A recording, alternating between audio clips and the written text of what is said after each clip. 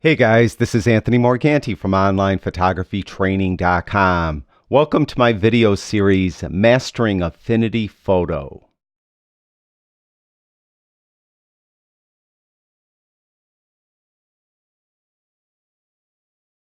In this video and the next few videos, we're going to take a close look at the developed persona that's found in Affinity Photo. The reason why I'm spreading this out over a few different videos is there's a lot of functionality in the developed persona. There's really a lot you could do here, and probably more than meets the eye. So I thought it would be best served if I spread this out a little bit and we cover it over several videos. In this video, we're going to do this image, and I'm going to kind of demonstrate a processing philosophy that many of us use. But I want to stress that there's no right or wrong way to do this. I encourage you to experiment with Affinity Photo and process your raw images in whatever way works for you and best serves your style. The way I'm going to show you best serves my style and is kind of the common way, I think, to go about processing an image. Now, we're going to start right out. We're in the develop persona, as you could see.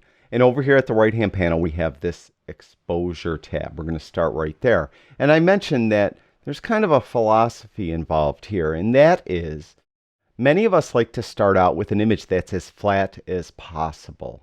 The thought is if you start out with a flat image, it's easier then to add contrast, clarity, and saturation, remove noise, add detail to that flat image than it would be than if the image maybe was already very contrasty or already very vibrant. Basically, it's easier to start out with a blank slate and add to it than it would be than if you had some facets already adjusted and then tried to readjust them later. So we want to make this as flat as possible. And to do that, we're going to work with the histogram in this first section where it says exposure.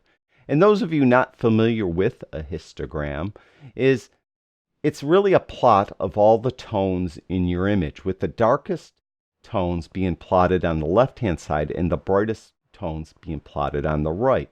And what you'd like to do is adjust your image at this point so that your histogram is covering all the tones. It's going all the way across this scale. You can see for this image, it's built up more towards the left. So I don't have anything in here that's exceedingly bright. Everything is mainly midtones and darker tones. Now, one thing I should add, if you don't see the histogram here, there's little tabs at the top. So just keep clicking those tabs so you're on the histogram. Now what we want to do again is spread this histogram out so it covers the entire range. We'll start out with the exposure slider. I'm built up towards the left, so I'm going to take the exposure slider and move it to the right. Now what you don't want to do is don't go so far that it starts to go off the range either way.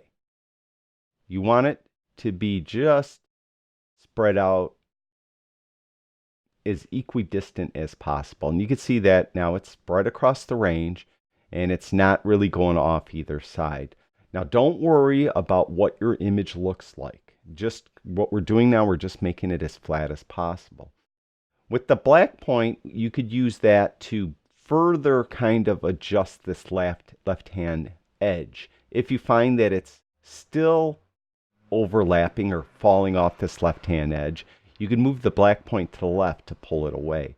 If you want to get it a little closer, just push it to the right to get it a little closer. A lot of people have different philosophies on how they adjust their black point, whether they want it right up to the edge touching or whether they want it considerably far away or somewhere in the middle. I kind of take it on an image-to-image basis and just eyeball the image at this point, knowing I'm trying to make it as flat as possible. So I don't want those darker tones to be really black. I want them to be more gray. So I think right where it is fine. Similarly, with the brightness slider, this affects this right-hand corner. And if you find that it isn't close enough, move it to the right to make it more towards that edge, or move it to the left to make it further away from that edge. So I kind of like it right where it was. So I kind of liked where we started out with. I thought it was fairly good. As you could see, we have a pretty flat image. If you'd like to see the before after, if you go up here to these icons here and I click the split icon. You can see there's before and after. Or right there, we have a side-by-side view of our image. So basically, I just kind of made all the tones a little brighter. The image was pretty flat as it was. It was a raw file. So kind of got it more where I like to now start enhancing it. And we do that with this Enhance section. Now we'll go to the Contrast slider and we'll add contrast by moving it to the right. Of course, if you wanted to remove contrast, move it to the left. Clarity is mid-tone contrast, and the visual result is it will make your image either look sharper or fuzzier, for lack of a better word, is if when you move this slider. So if you move it to the right, you're going to make the image look sharper. It's a very dramatic adjustment. You can see just moving it to like 59% and it looks really, really sharp. If I move it to the left, we're going to start, as I mentioned, making the image look fuzzier. I guess blurrier would be a better term. So we're going to be taking it a little bit easy on this slider. Usually I found between 20 and 35% on most scenes works pretty good. And it looks pretty good right there. And again, you could always come back in and readjust anything. So don't worry about it. And again, we're not really worried about the histogram as much now. When we started entering this Enhance section, we're looking at the image and we're making it look the way we want it to look. Saturation and vibrance are similar but different. Of course, they both affect color, but they do it differently. Saturation affects every single color in the image. And if a color is already saturated, it will oversaturate that color. Conversely, vibrance doesn't affect skin tone colors as much, so reds and pinks won't be affected as much by the vibrance slider. Also, if a color is at saturation, it won't oversaturate the color. So it'll bring colors to saturation but not go overboard. So vibrance is a little less heavy-handed than saturation. And you can see with the saturation slider, since it affects every single color, if I move it all the way down, we have a black and white image. We just pulled the color out of every single pixel of the image. And if I move it to the right, we'll start to oversaturate the image. Vibrance, on the other hand, if I move it all the way down, it sucked a lot of the color out, but you can see we still have some color there. So it's not as heavy-handed. Usually you'd like to, if you have a lifestyle shot and you have people in the shot, you'd prefer to use vibrance. It will enhance the sky and it'll enhance the grass, but it won't make them look like they have a sunburn. Conversely, on an image like this where there really isn't a person in it, there are people way off in the distance, but they're not the subject of the image, I think I'd like to use saturation. So I'm just going to tweak that up a little bit. Not too much, just enough. Next is white balance. Is your image, if your image doesn't look like the way you shot it, you could adjust the white balance here, or you could kind of skew it one way or the other. This was early morning. This was probably half hour after sunrise, maybe no more than an hour. So it's very warm light. I could come in here with this temperature slider and negate it by moving it to the left, by making it cooler, or maybe add to it a little bit and move it to the right. Again, if you want to reset any one slider, just double click on that slider and you'll reset that slider. If you want to reset the whole section, you could click on this arrow in the top right hand corners of each section. Now I want to just make it just a touch warmer. So I'm just going to inch it to the right just a touch. Tint usually you would use if you have a color cast to your image. Most often you get a green color cast to some images. If you do have a green color cast, you would take the tint slider and move it to the right. Sometimes you get a magenta, maybe sometimes even a little of a bit of a cyan color cast. In that case, you'd move it to the left. In this case, there isn't a color cast, so I'm not worried about that. Finally, down here we have shadows and highlights. Now we'll click here, and now we could really affect the shadows and the highlights directly with these two sliders. And what I suggest you do when you adjust these sliders is you turn on the clipping indicators for each of these sliders. If you go in the top right hand corner, you can see this first one is Show Clipped Highlights. The middle one is Show Clipped Shadows. And this end one is Show Clipped Tones. So we'll start with the Show Clipped Highlights, and I'll turn that on. You can see the image, nothing happened, right? But if I go down here to the Highlights slider and I move it to the right, you'll notice that up here in the sky now we have these red blotches. That is the clipping indicator. It's showing that we're clipping our highlights. And what that means is they're so white, there's no detail in the highlights anymore. And there's different philosophies here of how people like to adjust their white point and their black point. Some people like their highlights to clip just a little bit. Other people don't want them clipping at all, and still other people don't want them anywhere near clipping. So it really comes down to what you like for your specific photo. Me personally, usually on landscape images, I don't like highlights to clip at all. So I would keep moving this down until that red blotch is totally gone. To me, that's a properly adjusted white point. And I did that with the indicator, the highlight indicator on, and the highlight slider. Now I'll turn that off and we'll go to the shadows indicator and I'll clip that one on. And you can see there's nothing showing. If I was clipping shadows, we would see blue blotches. So we could see if we could do it. Now this is a pretty bright scene, so I'm not sure we're going to have any clipping shadows, but I'll take shadows all the way down and we still don't see any blue. So just to demonstrate it, I'll go up here to the black point and I can move that to the right. And now you're seeing we're starting to get some clipping. If I zoom in, if I get the magnifying glass and zoom in here, you can see how this person on the beach has a dark like coat on, dark hair over here. And we have that blue blotching there. Usually I don't like any clipping at all, except for sometimes I like the shadows just to clip a little bit. To me, it adds a little more depth to the image. For this specific scene, though, I'm not sure I like it. Even though it's just clipping a little bit, it doesn't look natural to me. So I'm going to pull that black point back down until it looks more natural. And I'd say right about there. Now, we do have a tiny bit of clipping still right there, but that's okay. As I mentioned, I don't mind the shadows clipping just a little bit. I personally, just my style, I don't like the highlights to clip at all. So I would say that that is a good adjustment. And again, you can see I pulled shadows all the way down, and I did come up and adjust the black point again. So you often would adjust these two sliders in conjunction with these three sliders up at the top. So, you know, work with it and see what works best for you.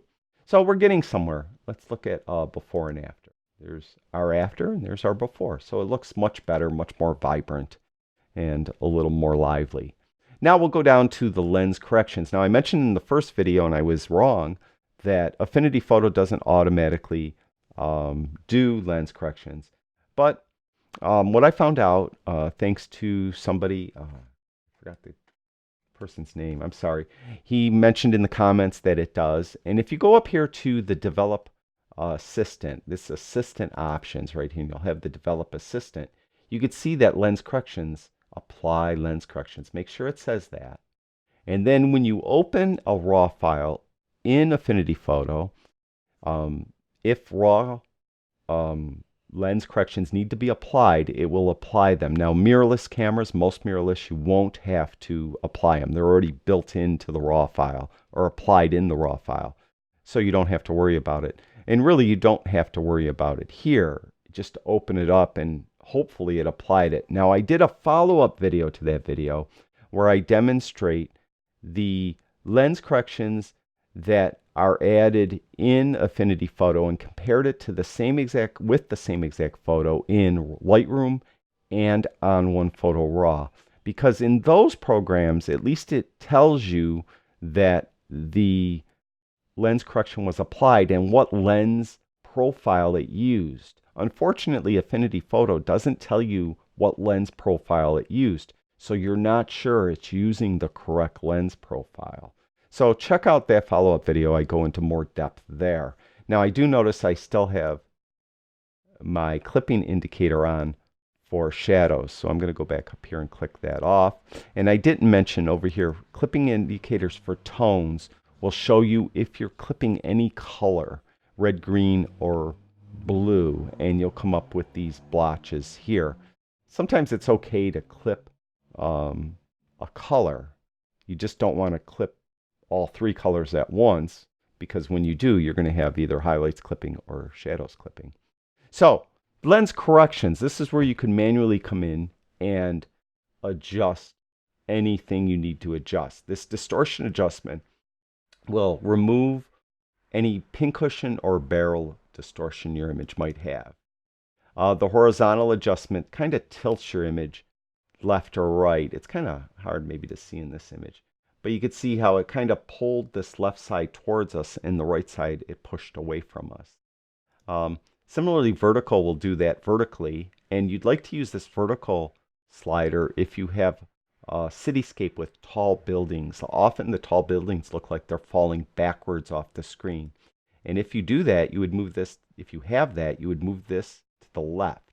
And what will happen is you kind of tilt the image so those tall buildings get tilted toward you. And you'll get these blank pixels on either side.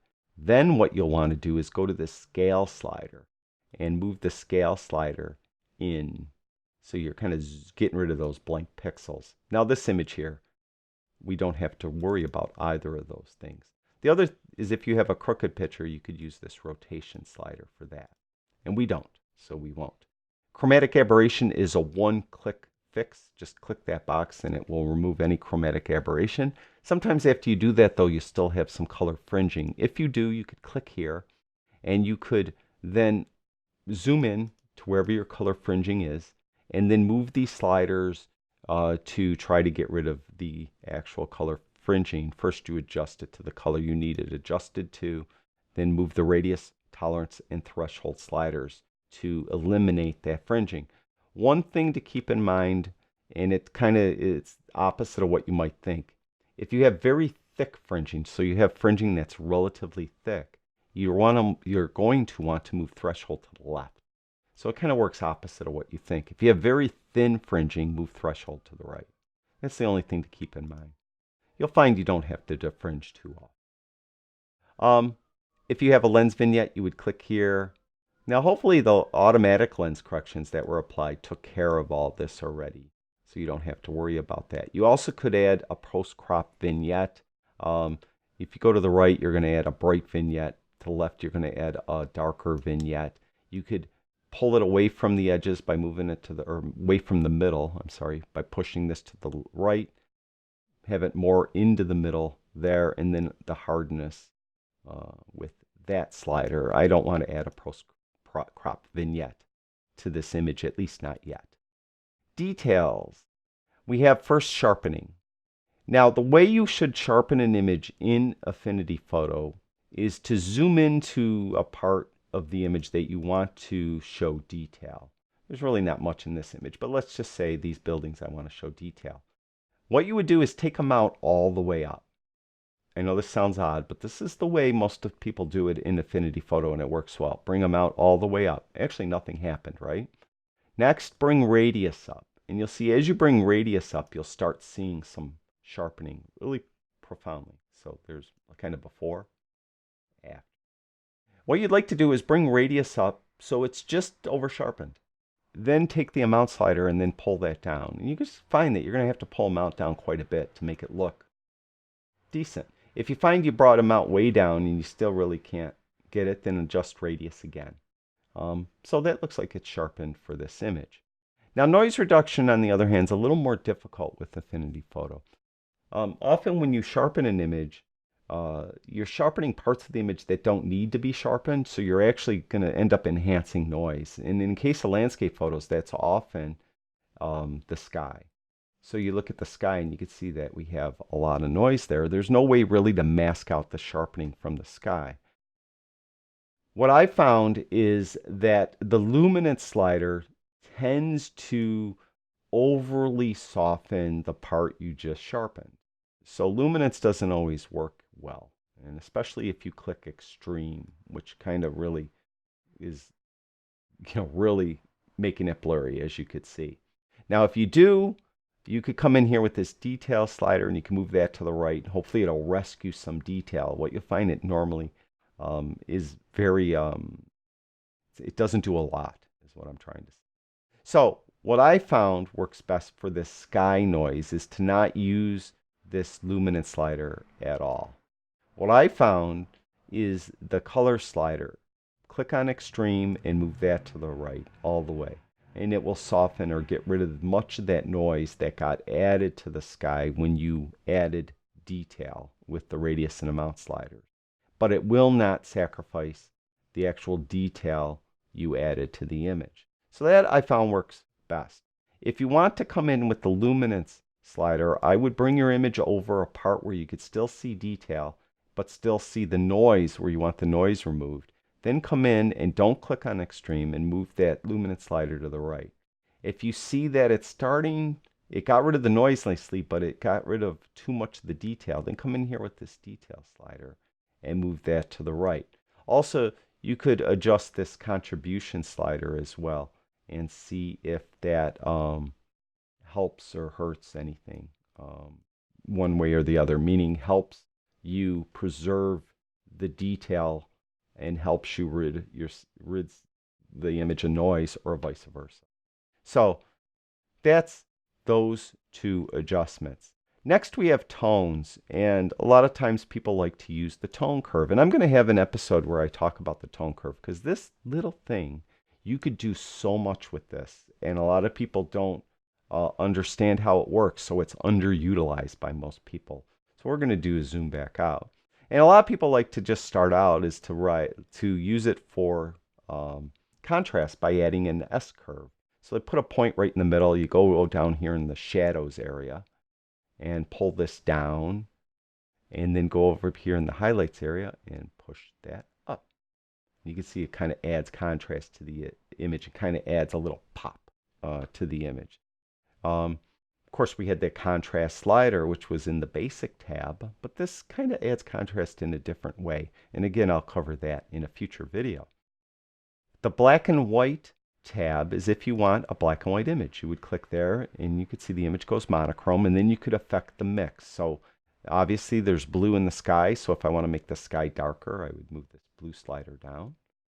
And we're going to have an image or a video where I talk about the black and white mix, where we're converting an image to black and white using the black and white mix, either here or in the photo persona. They both work similarly. This image, we don't want black and white. Finally, split toning. Do you want to tint the highlights a certain color and the shadows a different color? You would do that with split toning, and we'll have an image, or we'll have a video covering that. Overlays are adjustments, local adjustments you do to the image, like a graduated filter or a brush adjustment. It's kind of like adding it to a new layer. They call it an overlay. So you would click on overlays. You would go over to any of the tools that are an overlay tool, like the overlay paint tool, that's the brush adjustment, or the overlay gradient tool. And if you find that you painted over or used the gradient over a part of the image you don't want it to be applied to, you would use the overlay erase tool to erase it from that area. We're going to cover that again in a future video. So after I look at the image, I really don't like it. I think it's a little bit too warm. So I'm going to go back to my white balance and I'm going to reset this. And secondly, I think it's a little bit too saturated. So I'm going to take saturation and I'll pull that down. So I think that looks a little more natural. It was a sunrise, so it was very warm sun. So this better represents what I saw that morning when I took this picture. So I'm done with the develop persona. Now I would probably further process this image in the photo persona. And actually, when we get to the photo persona, I'll save this image as it is, and we'll pick up where we left off. But we're going to stay in the next video or two in this develop persona, because I have a lot more to cover, especially about the local adjustments and some of these other tools over here. And we'll talk about those in subsequent videos. Thank you, everyone that watches my videos. I truly do appreciate it. I'll talk to you guys soon.